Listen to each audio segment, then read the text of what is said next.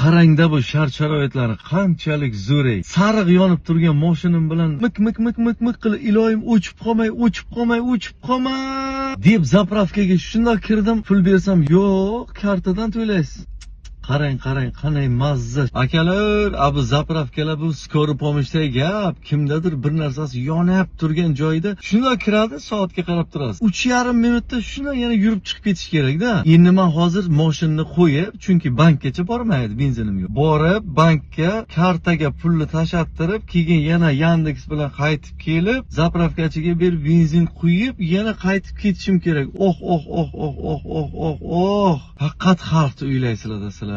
O'zi shu turishga ham 95% odam kartadan to'laydi, deyapti. Tushunaman, ichkarida byudjetda pul aylanib turish kerak. Lekin menimcha hammasiga sababchi uydagi rezindan qilingan seyf. Ha, boy akalar, buni olganingizdan keyin soching, uchastka qiling, Motion, Mercedes, BMW, soching pulizni. O'shandan biza kichkinalar ham foydalanib qo'rqmang, biz ham bosmaymiz seyfga.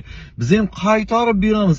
Ana shunday pul aylansa bo'ladi-ku. Ha, deb olib shu tiqqandan shu bu yoqda pul yetmay qoladi. Shu boshlig'idan gap eshitsa uyga kelib bolalarini uradigan odam bor-ku. Yo'q, borda shunaqalar restoran keladi, xotinga 3 fors, erga 4 fors shashlik, bir dona qiymani oladi-da, ikkita bolasiga shuni 2 ga bo'lib beradi-ku. Shu mana menga o'xshab sarson video qilib o'tirgandan ko'ra men davno ishxonaga boraydim. Iltimos, bir o'ylab ko'ringlar, iltimos sizlardan.